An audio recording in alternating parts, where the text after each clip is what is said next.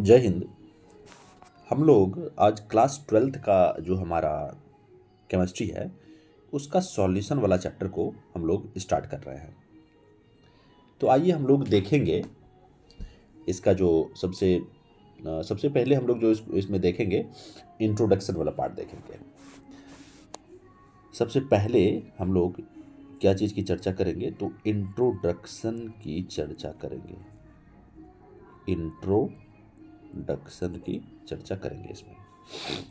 और दूसरा में जो है इसका टाइप्स क्या है, मीन्स सॉल्यूशन का जो टाइप्स है उसकी बात हम करेंगे, है ना। और थर्ड में जो बात करेंगे विलियन के सांद्रण को व्यक्त करने की विधि, क्या कंसंट्रेशन ऑफ द सॉल्यूशन, इसको कैसे हम लोग व्यक्त करते हैं, क्या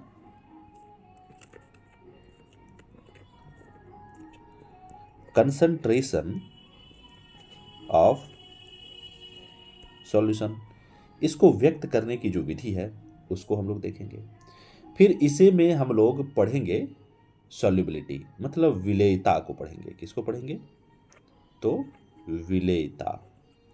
देखिए ये जो हमारा वीडियो लेक्चर होगा यह हिंदी, इसमें जो मैं लैंग्वेज का इस्तेमाल करूंगा हिंदी भी इस्तेमाल करूंगा, हिंदी भी रहेगा हमारा। साथ ही साथ में ताकि दोनों मीडियम के स्टूडेंट अच्छे तरीके से इसको समझ सके, इसमें हम इंग्लिश वर्ड का भी इस्तेमाल करेंगे ताकि आपका बेसिक कॉन्सेप्ट अच्छे तरीके से क्लियर हो सके। अब जैसे विलेयता की जैसे मैंने बात की है तो इसको हम लोग कहेंगे सॉल्युबिलिटी। सॉल्युबिलिटी पर हम लोग चर्चा करेंगे।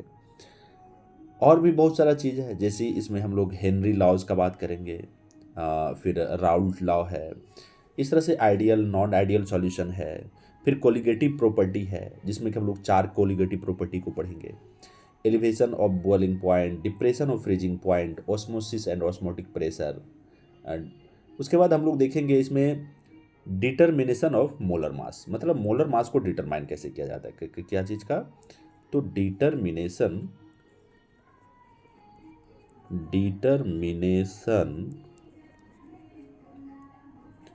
ऑफ मोलर मास का डिटर्मिनेशन की बात करेंगे। फिर इसमें एबनॉर्मल मतलब असामान्य आणविक द्रव्यमान का, असामान्य आणविक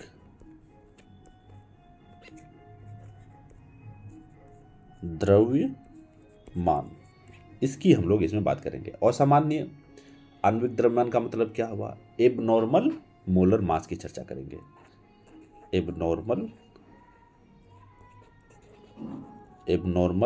मोलर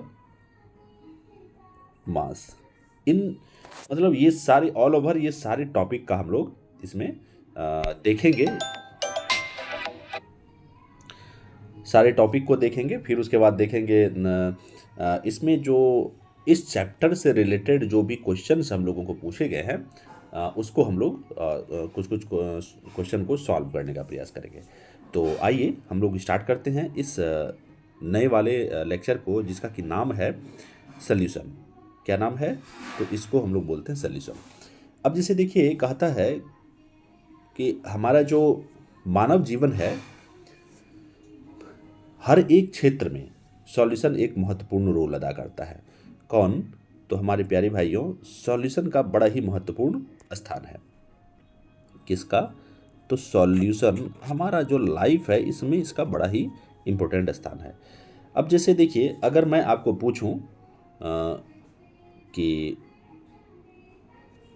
हमारा जो बॉडी फ्लूइड है, जैसे हमारा जो ब्लड है, क्या यह सॉल्यूशन कहलाएगा? जी हाँ, यह सॉल्यूशन है। ब्लड हो गया, यूरिन हो गया, ये भी सॉल्यूशन है। वहीं पर हमारा जो बॉडी में जो सेल है, जिससे कि हमारा बॉडी बना हुआ है, ये सेल भी, इवन सेल में जो साइटोप्लाज्म है, सेल में जो आप जानते होंगे, ये सेल में जो साइटोप्लाज्म है, यह साइटोप्लाज्म भी क्या है, एक प्रकार का सॉल्यूशन ही है। अब जैसे ये जो सॉल्यूशन है, ये जैसे कहा गया कि हमारे जो लिविंग वर्ल्ड के लिए है, बहुत ही इम्पोर्टेंस रखता है। अगर मैं आपको बात करूं एयर की, क्या एयर को हम लोग सॉल्यूशन कहेंगे? बिल्कुल, एयर को भी हम लोग क्या कह सकते हैं? सॉल्यूशन कहेंगे।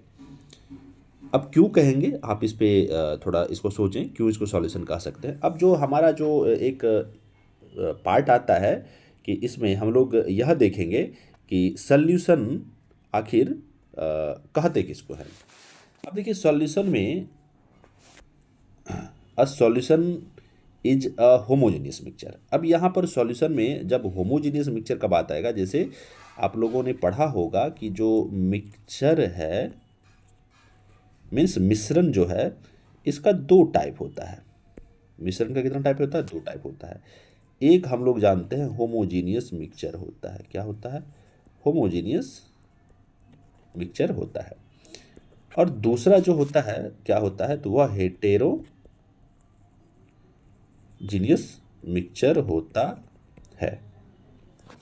अब यहाँ पर जो मैं चर्चा करूँगा, होमोजीनियस मिक्सचर की चर्चा करूँगा।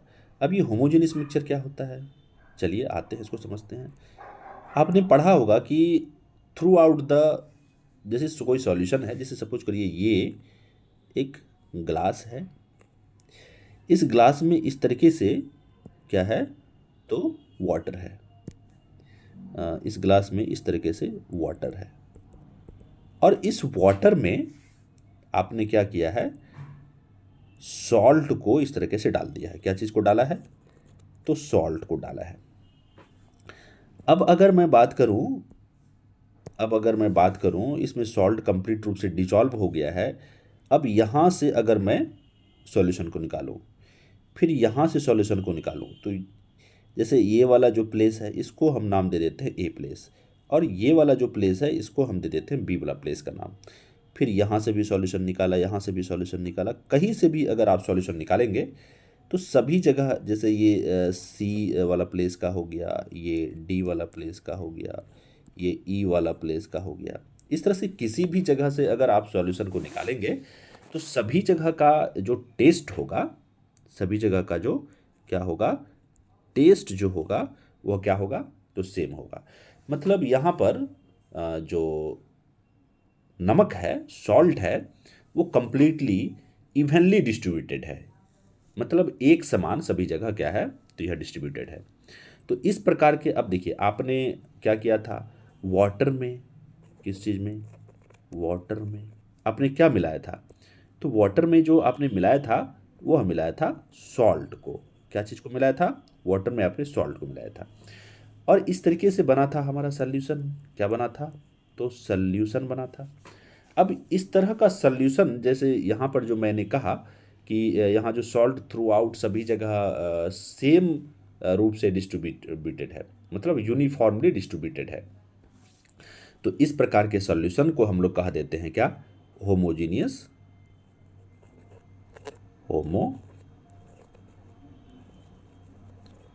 सॉल्यूशन। इसको क्या कहा देते हैं हमारे प्यारे बच्चों? इसको कहा देते हैं हम लोग होमोजीनियस सॉल्यूशन कहा देते हैं।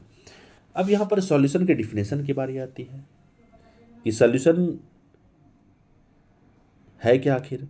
अब ये जो सॉल्यूशन है, यह जो सॉल्यूशन है, जैसे इसको आप लिख सकते हैं, solution is a homogeneous mixture. सबसे पहले जो हम लोग बात करेंगे, क्या सबसे पहले जो इसमें जो बात होगी, इट इज होमोजेनियस मिक्सचर। क्या? तो इट इज होमोजीनियस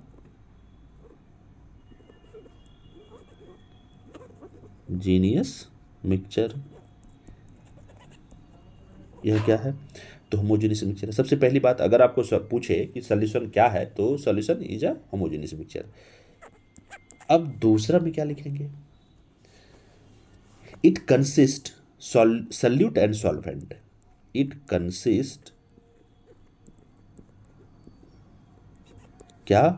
तो सल्यूट एंड सॉल्वेंट। मतलब इसमें क्या रहता है? तो सल्यूट भी रहता है, सॉल्वेंट भी रहता है, and both are non reacting species. क्या? सल्यूट और सॉल्वेंट जो है इसमें क्या, तो ये जो सल्यूट एंड सॉल्वेंट जो है, सल्यूट एंड सॉल्वेंट जो है, ये दोनों क्या होगा, तो non reacting, non reacting species होगा। अब नॉन रिएक्टिंग स्पीसीज से मतलब क्या, जैसे आपने वाटर लिया, क्या लिया, तो वाटर लिया, वाटर में आपने NaCl डाला, मीन्स नमक डाला, और ये दोनों यहाँ पर क्या है, नॉन रिएक्टिंग है।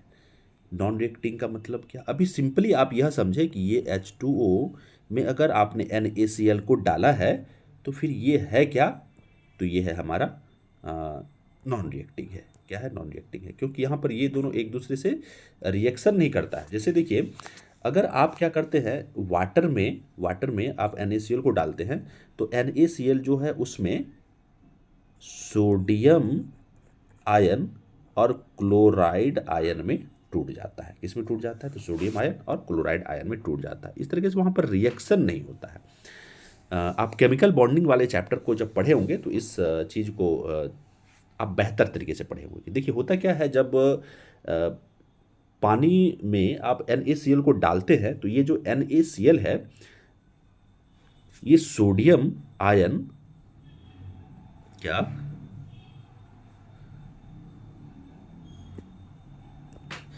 ये जो सोडियम आयन है और ये जो क्लोराइड आयन है, दोनों के बीच में क्या होता है, तो एक आयोनिक बॉन्ड होता है।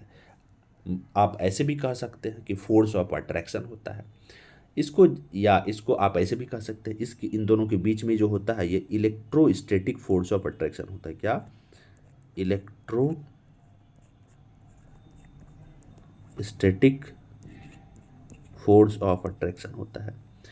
जैसे ही आपने नमक को पानी में डाला तो ये सोडियम और क्लोराइड के बीच में जो इलेक्ट्रोस्टैटिक फोर्स ऑफ अट्रैक्शन है वो कमज़ोर हो जाता है और ये सोडियम आयन और क्लोराइड आयन में कन्वर्ट हो जाता है। इस तरीके से हम लोग देखें, सबसे पहला जो चीज़ है इसमें कि it is a non homogeneous mixture, मतलब ये क्या है, नॉन होमोजेनियस मिक्सचर है। दूसरा क्या है कि इसमें सल्यूट होता है और सॉल्वेंट होता है, और दोनों का दोनों क्या होता है, तो ये दोनों होता है नॉन रिएक्टिंग होता है। क्या होता है, नॉन रिएक्टिंग स्पीसीज होता है। जैसे एग्जाम्पल के तौर पे हम लोग क्या क्या ले सकते हैं, देखते हैं। जैसे आप एग्जाम्पल के तौर पे ले सकते हैं, सबसे पहले शुगर और वाटर को अगर आप मिलाते हैं, क्या, सबसे पहले देखिए, सबसे पहला जो एग्जाम्पल हम लोग लेंगे, ये मीन्स आप शुगर और वाटर का सॉल्यूशन लेते हैं तो भैया क्या बनता है, तो ये बन जाता है हमारा शरबत बन जाता है। क्या बन जाता है, तो यह बन जाता है शरबत। यह हमारा सॉल्यूशन है। अब वहीं पर अल्कोहल और वाटर को मिलाएं, क्या, अल्कोहल प्लस वाटर मिलाएं तो क्या यह सॉल्यूशन कहलाएगा, हाँ यह भी सॉल्यूशन है, यह भी हमारा सॉल्यूशन है।